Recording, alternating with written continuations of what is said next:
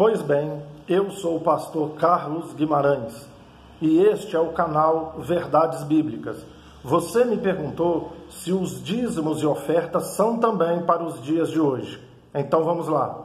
Antes de falar sobre os dízimos e ofertas, eu quero fazer um pequeno tour com você pela palavra de Deus. Isto porque, meus amados, em 2 Coríntios, no capítulo 3, verso 14, está registrado que o Velho Testamento foi abolido por Cristo, ok? Em Gálatas, capítulo 3, verso 10, está escrito que se quisermos moldar as nossas vidas pelas obras da lei, estamos debaixo de maldição, porque está escrito, maldito todo aquele que não fizer cumprir todas as obras da lei. Em outras palavras, ou cumprimos todos os preceitos da lei, ou estamos debaixo de maldição. Essa ideia também é reforçada em Tiago, capítulo 2, verso 10, em que ele diz, ou cumprimos toda a lei, ou não cumprimos. Porque se tropeçarmos em um só ponto da lei, seremos culpados de todos os outros pontos. Bom, o autor da carta aos Hebreus, no capítulo 7, no versículo 11, ele disse que se houvesse perfeição na antiga lei, no Antigo Testamento, não haveria necessidade de um segundo testamento. E nos versos 17, 18 e 19, ele vai dizer claramente que a antiga aliança, o Antigo Testamento, é fraco e inútil, e que por isso foi abrogado. O que eu quero dizer? Que o Antigo Testamento ele não nos serve para nada, de maneira nenhuma, em absoluto. Eu quero dizer que o Antigo Testamento, ele, para nós hoje, para a igreja, para o povo de Deus atual, ele tem 4 objetivos. Primeiro, edificar a nossa fé. São tantos atos que revelam a grandeza, o poder, a soberania de Deus, que realmente tem o poder de edificar a nossa fé, somente pelo fato de lermos e crermos nesse Deus. Segunda coisa, o Antigo Testamento também serve para que nós o examinemos com a seguinte perspectiva: aprendermos com os erros dos personagens, a fim de que não venhamos também a cometer os mesmos erros. Terceiro lugar, aprendermos com os acertos dos personagens, para que possamos acertar onde também eles acertaram. E por último, em quarto lugar, o Antigo Testamento serve para que nós possamos entender mais facilmente algumas passagens do Novo Testamento. Por exemplo, fica muito mais fácil entendermos o Apocalipse se estudarmos junto com o livro de Daniel.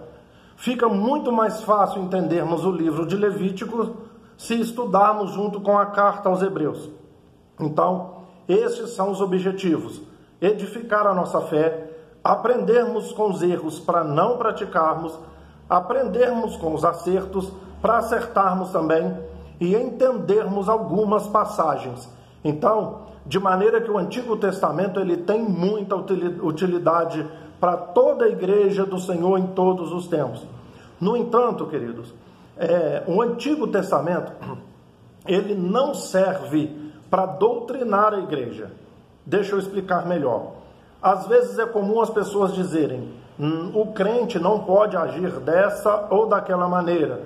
Por quê? Porque está escrito na Bíblia. Mas aonde está escrito? No Antigo Testamento. Bem, se o que tiver escrito estiver repetido também no Novo Testamento, certamente temos que praticar.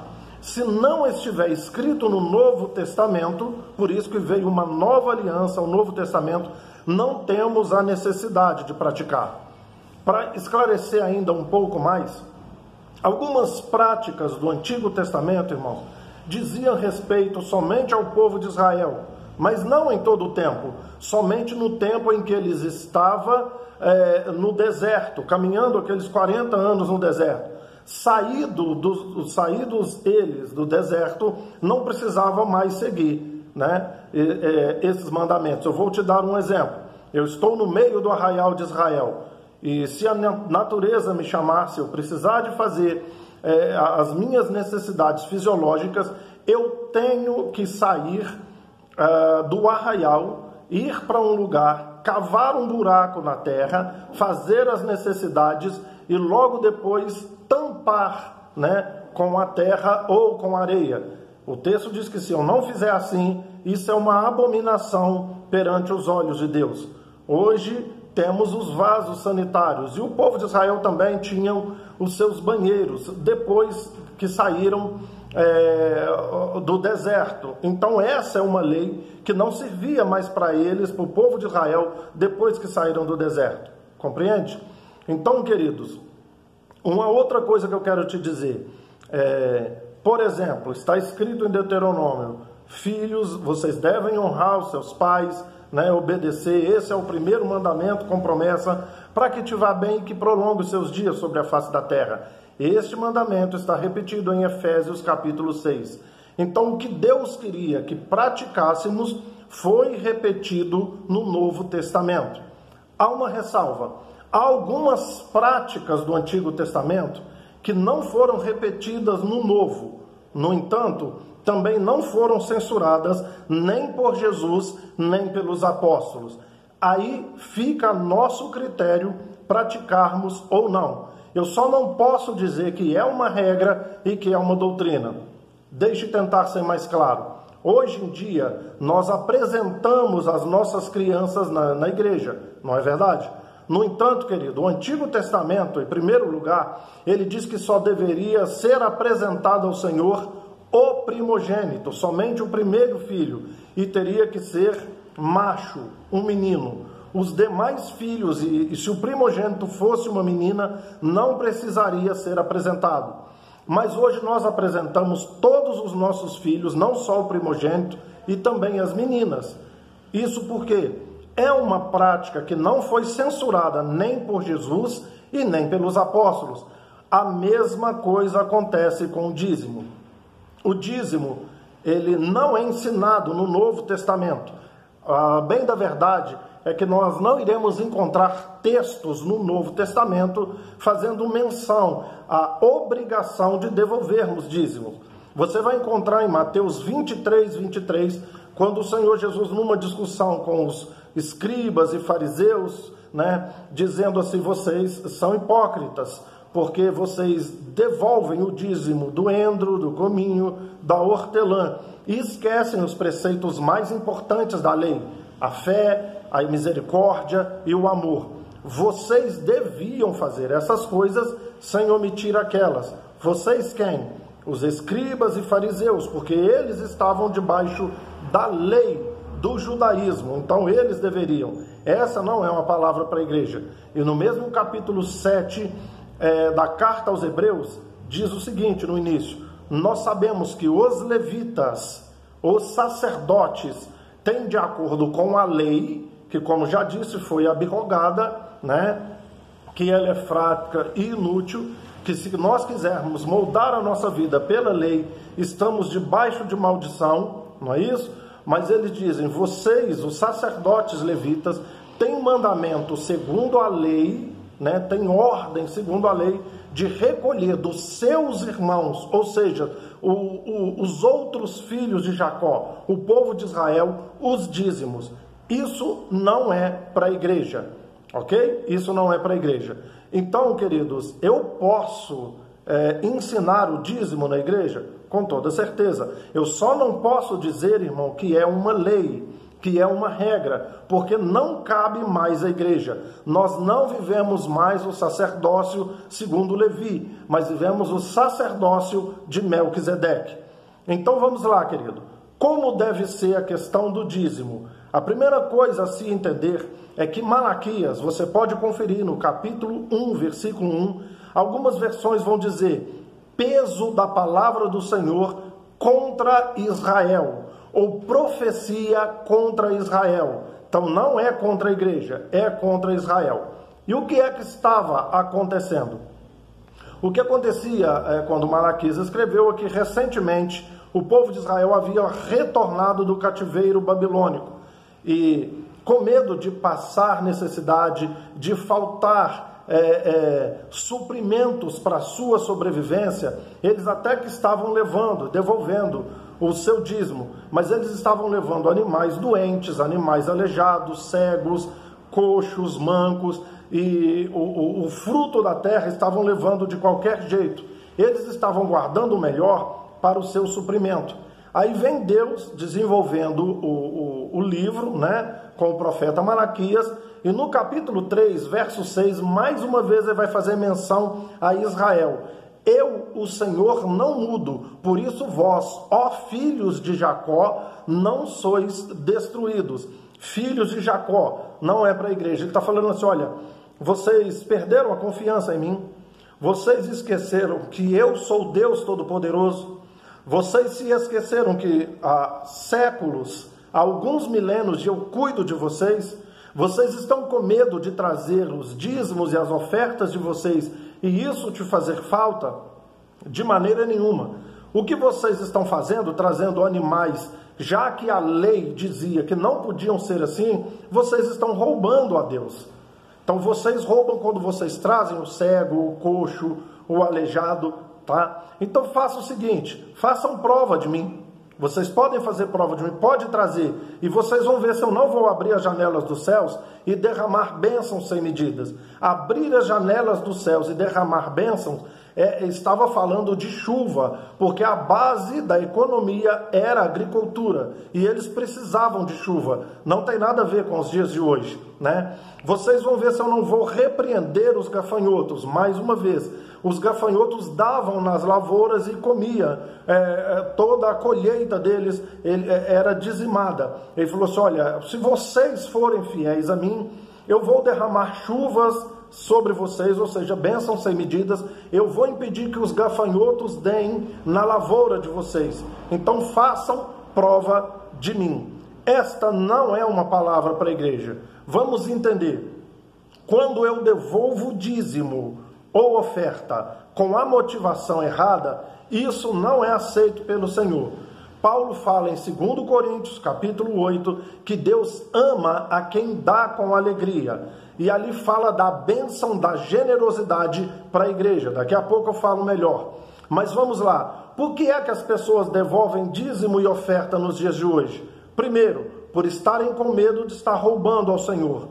Motivação errada. Eu não devo devolver por medo. Por estarem com medo também de estarem debaixo de maldição. Mais uma motivação errada. Devolvo porque eu tenho medo.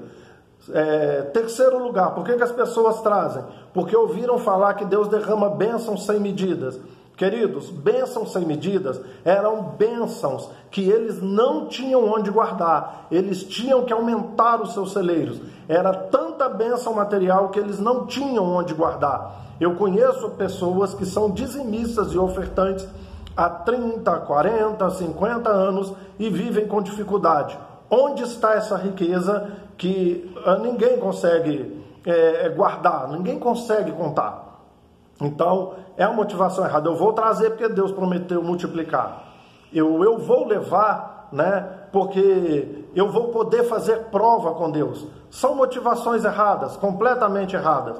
Qualquer coisa que eu fizer no reino de Deus, a motivação tem que ser o seguinte: eu faço porque eu amo a Deus, eu amo a obra de Deus e eu amo ao povo de Deus. Como eu disse, no Novo Testamento, querido, há a bênção da generosidade. Mas o que é dito? Cada um traga segundo propôs no seu coração, não com tristeza ou por necessidade, porque Deus ama a quem dá com alegria. E prosperidade, ao contrário do que a maioria de nós pensa, não é riqueza, querido. A prosperidade é ausência de necessidade, mas não do que eu acho que eu preciso, é daquilo que Deus via que realmente é minha necessidade. Então, se Deus sabe que é minha necessidade e eu sou generoso com a obra de Deus, com toda certeza Deus vai suprir essa necessidade.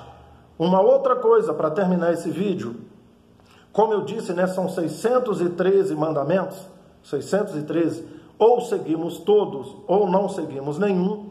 Vamos a 2 mandamentos que eu tenho certeza de que nenhum de nós cumpriria hoje em dia. Em Deuteronômio, capítulo 22, do verso 20 em diante, diz que se uma moça perder a virgindade antes do casamento, que ela deve ser apedrejada até que ela morra. Você teria capaz de apedrejar uma filha sua até que ela morra pelo fato de ter perdido a virgindade antes do casamento? No capítulo 21, também de Deuteronômio, diz que se você tem um filho rebelde e que você já chamou atenção e ele continua na rebeldia, tendo práticas ali que são contrárias à vontade do pai e da mãe, este filho também deve ser apedrejado até a morte. Então eu falei da lei, onde temos que fazer as necessidades fora do bairro, fora do arraial, o apedrejamento da moça que perde a virgindade, o apedrejamento do filho rebelde. Falei 3 mandamentos, ainda faltam 610. Queridos, a Bíblia é clara, ou cumprimos todos eles, ou não cumprimos nenhum, senão seremos culpados de todos eles, ou cobrado de todos eles. A lei também diz que o dízimo deveria ser para o mantimento dos levitas. Todos os filhos de Jacó, todos os filhos de Israel tiveram a sua porção de terra, com exceção a tribo de Levi. Isso porque em todas as cidades deveria haver uma quantidade de levitas, primeiro para receber os sacrifícios, as ofertas e os dízimos do povo. Eles recebiam em primeiro lugar para a sua sobrevivência. Segundo lugar, de acordo com a lei, os dízimos deveriam ser para suprir as necessidades sociais. Haviam órfãos, viúvas, pessoas cegas, aleijadas, pessoas que não tinham condições de trabalhar. Os levitas recebiam os dízimos, parte era para a sobrevivência dele e da sua família, e a maior parte é para que não houvesse necessitados em nenhuma cidade de Israel. Se cumprimos como ordenança o dízimo, então o dízimo não deve ficar para trazermos luxo, acima de luxos para a igreja ou para encher os bolsos dos pastores. Ele deve tirar o seu sustento e suprir as necessidades da sua comunidade.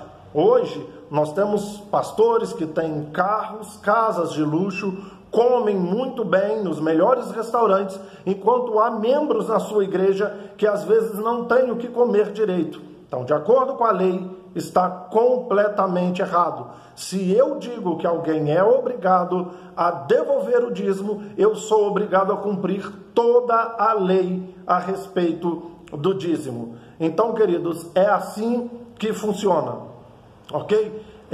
Eu posso pedir o dízimo na igreja? Sim.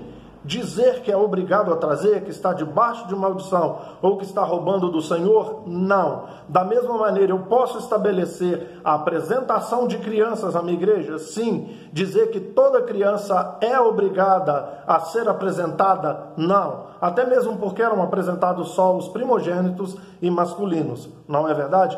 Então, esta é a verdade sobre os dízimos e sobre as ofertas, ok? Então, esta é a resposta que eu dei à sua pergunta. E peço a você, inscreva-se no canal Verdades Bíblicas, deixe o seu like, deixe o seu comentário, toque no sininho para que você possa receber notificações todas as vezes que estivermos tirando dúvidas a respeito de qualquer assunto bíblico.